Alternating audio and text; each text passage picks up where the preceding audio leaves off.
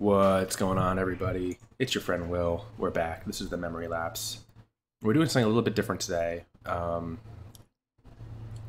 guess we're going to talk about a topic that we've actually covered on the channel way back when I first started it during closed beta. I know that there were a lot fewer people playing then, and a lot fewer people watching as well. So maybe if you're new to Arena, since it's been an open beta the last couple weeks, this is not really something that you've heard about or thought about, but and also we haven't really experienced it because we've been playing mostly best of 3 in competitive constructed and competitive play. But there's a mode of play that I think is probably by far the most popular, which is just the play mode here, which is best of 1, and then quick constructed, which I would guess is also, or what they now call constructed event, also far more popular than competitive constructed.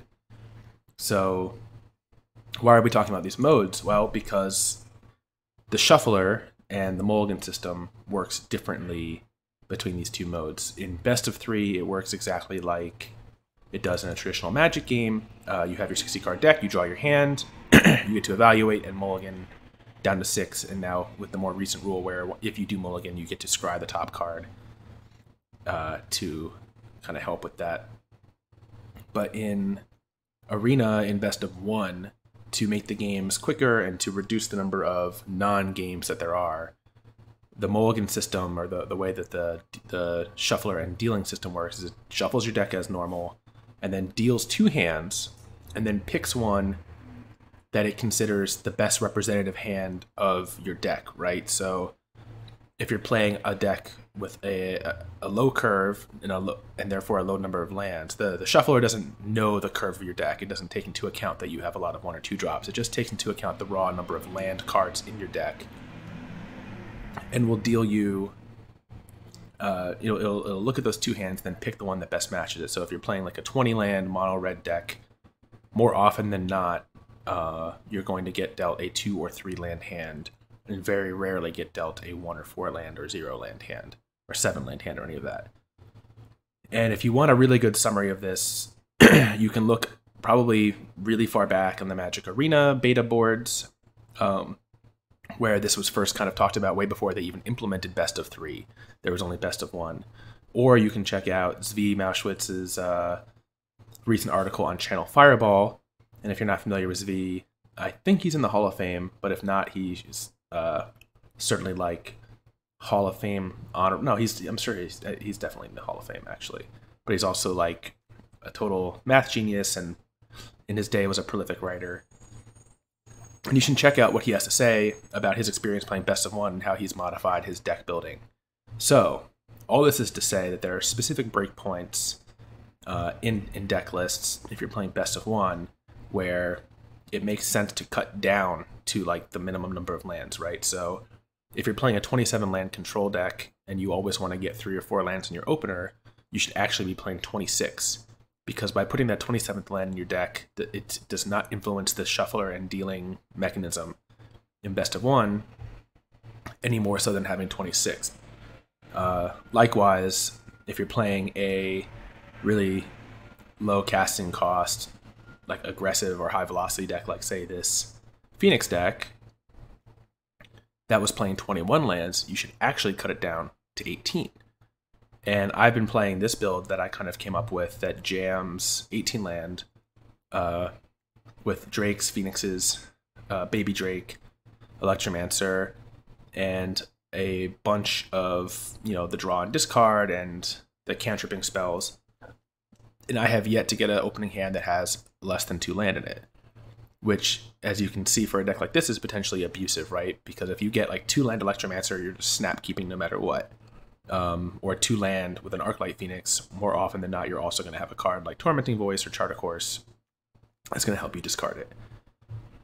So anyways, I want to talk about that as something that I want to continue to explore on this channel and use that as a reason to play best of 1 and see what that experience is like, and see if we can take decks like the obvious ones like the Phoenix deck or like Frenzy like this Mono Red Frenzy deck, which has currently 22 mountains, cutting this down to 18, seeing what that looks like. And also, like, how does it affect decks like the black-green decks, right? So one thing that Zvi points out in his article is that and I've already said this in the video, that the shuffler only counts lands, it doesn't count mana sources. So playing things like Llanowar Elves, playing things like Branch Walker, Elvish Rejuvenator, it does not know that a 2-land Llanowar Elf hand might be preferable to a 3-land no Llanowar Elf hand. So that kind of calls into question, if you're playing best of one, what's the value of that Llanowar Elves now? If the game might actively be selecting away from it. And if you are playing a Llanowar Elves deck, maybe that means you need to be cutting land down, right? You need to be trimming this down. So this is at 16. This is at 23. So the next breakpoint would be 22. But maybe there's I mean, it's going to sound crazy, but maybe there is a build of black-green that plays Llanowar Elves and a lot of the Explorer creatures that would rightfully go to 18 land in best of one. I think that's something that's worth exploring and trying out. And so anyways, the other half of this is the other reason I want to be playing best of one. And I'm going to be looking to play a lot of best of one, at least constructed events moving forward on the channel, at least in the near term, is to have higher velocity of deck turnover. So that way, when I have like long winning runs where we go 5-0, 5-1, 4-2, that it doesn't take up 6 videos worth of content on the channel. Because I get a little bit worried sometimes on these long runs and best of 3 that people get fatigued seeing the same deck over and over the course of like 2, 3, 3.5 days. So I'm hoping, but switching to this, one, we'll get to play around with some interesting and unique deck building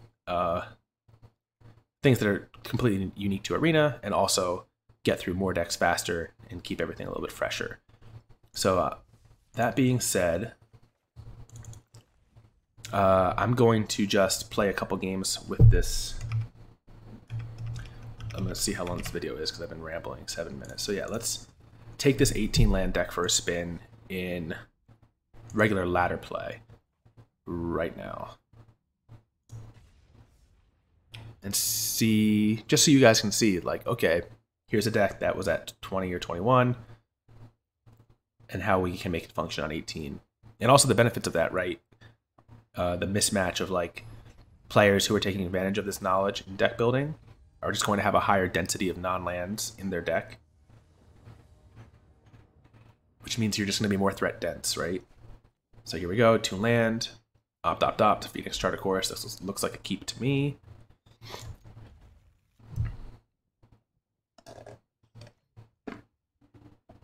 Another interesting side note that Zvi brought up in his article was that as you're shaving land to find the quote-unquote optimal build for best of one, you also have to take into account that by shaving land, you are going to have to start leaning more on dual lands. And so for a deck like this that only had 8 with basics, I ended up putting in 2 Guildgates to make sure, since I'm going to just make fewer land drops over the course of the game, make sure that I can hit that double blue, double red, or in the case of Drake, double blue and double red. All right, so they missed a land drop. So I guess we're just going to chart here. We get a blue source, discard Phoenix. So next turn we do have the line opt, shock, if we want. This is a good one to have for later. And I guess we do want. We actually don't need this because we have another red source. Crackling Drake, that'll be good for next turn. Another Crackling Drake.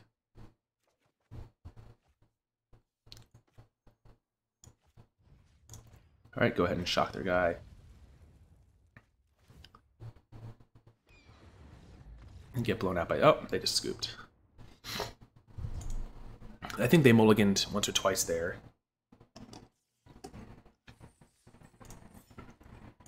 Also important to note, those of you did not cover this in the article, but it was mentioned in the comments, and I could not find the actual source. I didn't bother to dig through the various WotC postings, but oh, we're against the same person. Once you mulligan, it's just going to give you a hand. It doesn't do that evaluation, so mulliganing gets worse in best of one. So you want to build your deck to keep the 7, and here's the 7 that we're going to keep. Again, 18 lands, we got 2. They've got the exact same opener here.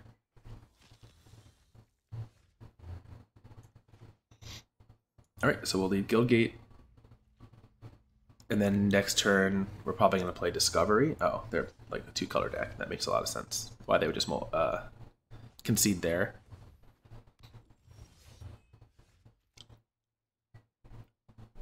Yeah, I think we're going to shock and play Discovery here.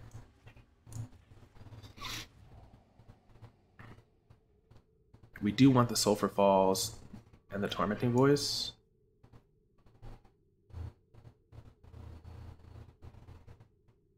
I think.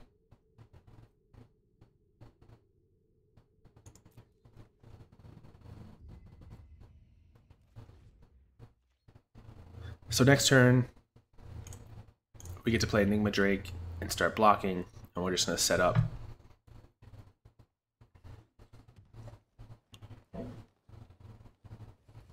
Hopefully they don't have something really good here.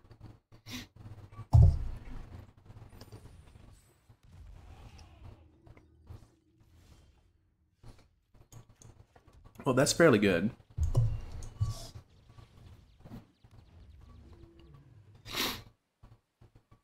They're going to get a free flip on their Legion landing.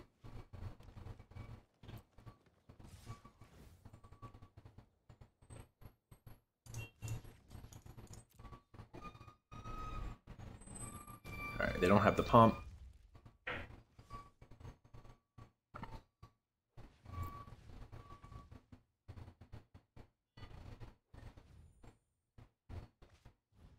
History. Oh, we might be in a little bit of trouble here. Alright, so with this draw,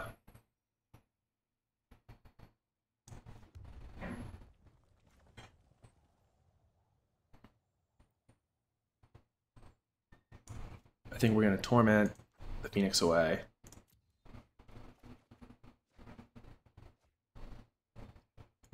Opt.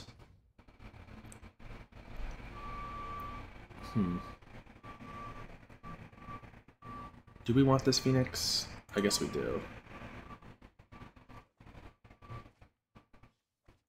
And then maximum velocity.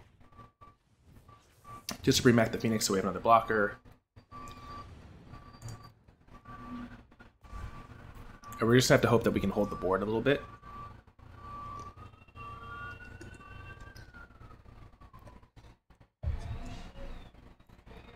It's gonna be tough though.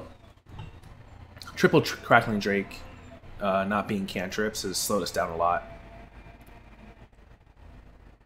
It's actually a card that when I was making this list I considered trimming, but I thought it might be crazy to go down to like 2, because I really just wanted to have all the 1-drops and make this more of like an all-in Arclight deck. It might be something that is worth considering, or even testing.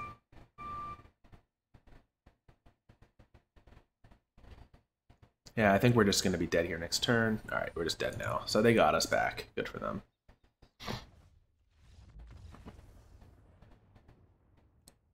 They played that pretty, like meh. Like they could have probably jammed with a token. Nope, we'll do one more. And hopefully not get paired against the same person. But if they're the only ones playing right now, then... well, then that's bad news for Arena and bad news for us.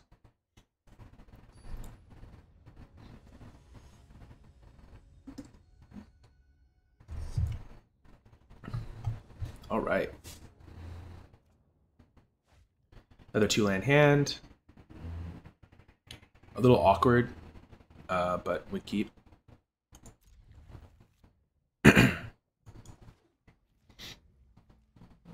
Next turn we can opt and look for a basic for our steam vents. We've got our basic here. So we'll play it, and we'll just play Discovery.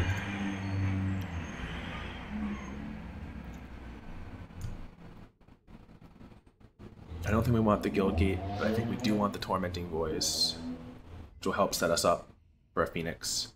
If only we had Electromancer, we would have Phoenix like next turn. Alright. So I guess we're just going to voice away the Phoenix this turn, and then get it into play next turn.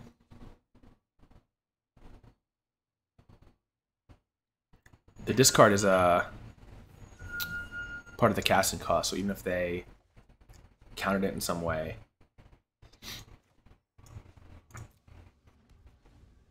we still get the discard, which is nice.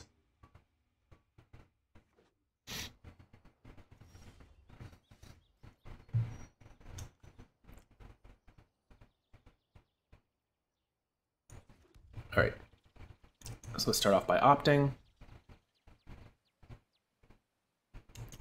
No, thank you. And we'll play some of these cantrips. Crackling Drake's a great follow-up.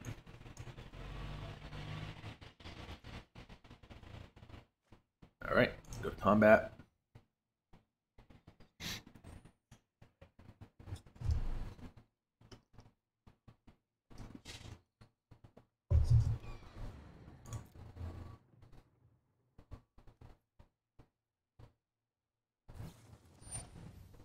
Okay.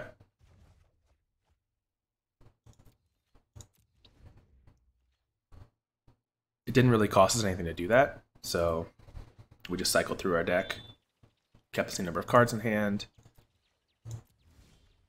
Notice that we're not missing land drops.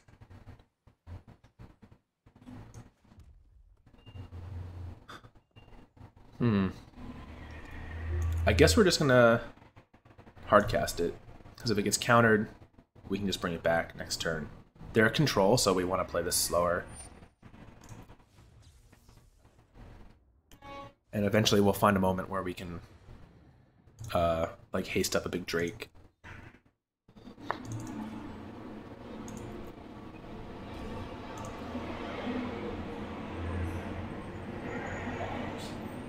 Probably could have just played Steam Vents there.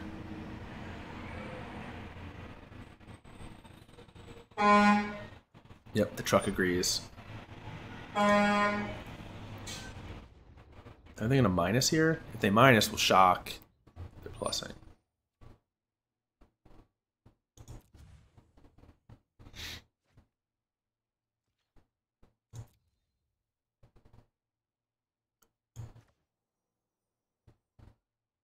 I guess we're shocking now while they're tapped out, and then we will try to attack it with the Phoenix on our turn and see what they have in response.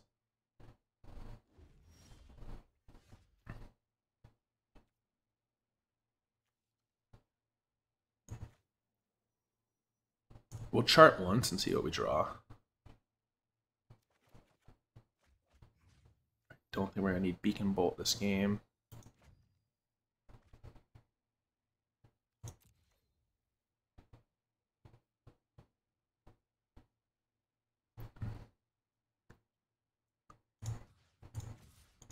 We have Seal Away or another bounce spell. Justice Strike. Alright, so we'll get a Crackling Drake into play.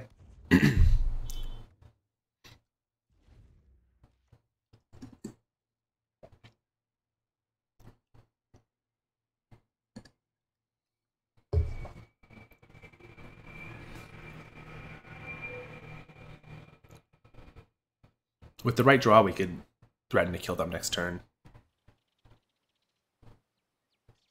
So look at this, by the way. We're playing 18 lands, and we have exactly the same number of land in play that they do. Partially because of the velocity of this deck and how many cards it sees, but we're not being punished at all. I mean, the only thing that we're being punished on is that we've gone through 22 cards and we only found one Phoenix. That's probably the only reason we haven't won this game already. Oh, they're playing Drake as well. I guess that's not that unusual. This Lava Coil is not entirely dead. That's great.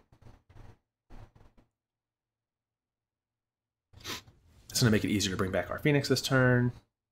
Oh, that's going to make it like way easier. I assume this is going to get countered, which means they won't have a counter for the Lava Coil. Oh, okay.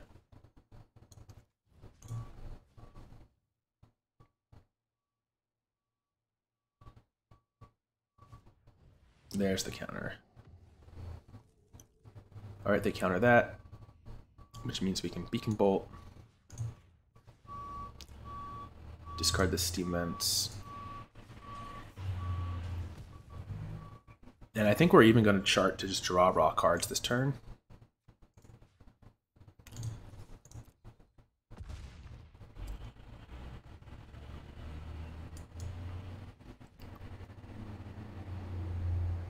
Oh, I did this wrong. Fuck. I could have gotten the Phoenix back if I just charted main phase. Alright, Maximize Velocity is a very good draw. The card we have to worry about is Settle the Wreckage. I think we're just attacking for 10.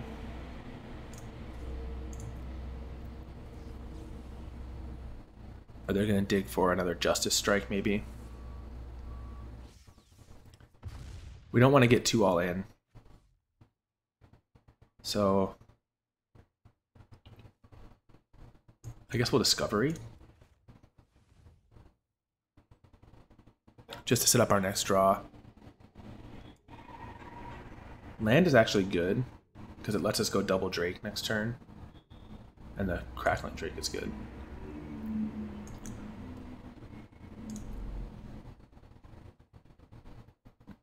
So if they have Wrath or something here, we're just going to go Drake, Drake. If they counter one, the other hits, and then we have Maximized Velocity.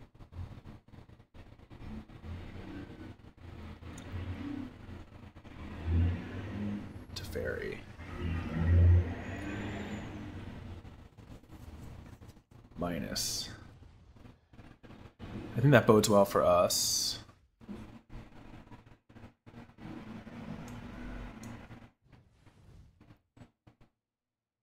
So if they counter this, we win. No, they don't counter it.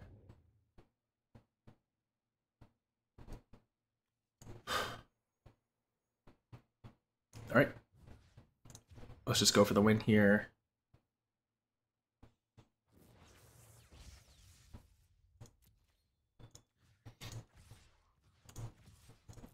If they have an answer, they don't. Okay. If they had an answer, at the very least, we were still getting the Teferi off the board, but we got him.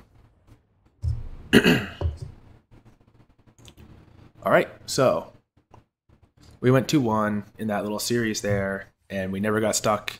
We never got punished. And I think you can see that there's room to explore here, room to play with. So expect some more content over the next week for sure. Focused on this, focused on taking, like, not just taking builds that did well in tournaments in best of 3, but trying to adapt them for Arena. And hopefully we'll spin up a ton of gold, because I think we'll be able to get through a lot more quick constructed events. And I think our equity is going to be a lot better in them as well. So thanks again, everyone, for watching. I hope you kind of enjoyed this kind of informative, somewhat ranty. We still fit some gameplay in there. Be very interested to know what you all think about the change in the channel, experimenting with this. You know, it's not going to be a forever change, but I do want to try out this best of one and see what's different about it, and if it's interesting. What decks you think could be well adapted? I will link to Zvi's article in the section below, so you can read and see where the breakpoints are, and help me identify decks where we can shave land, add more action, and try to get a bit of an edge. So yep, that's it for this one. I hope you enjoyed. Please remember to subscribe, like, and of course leave a comment, because I want to know what you all think of this. And we'll be back again soon with, I guess maybe we'll do quick constructed with this deck. So stay tuned.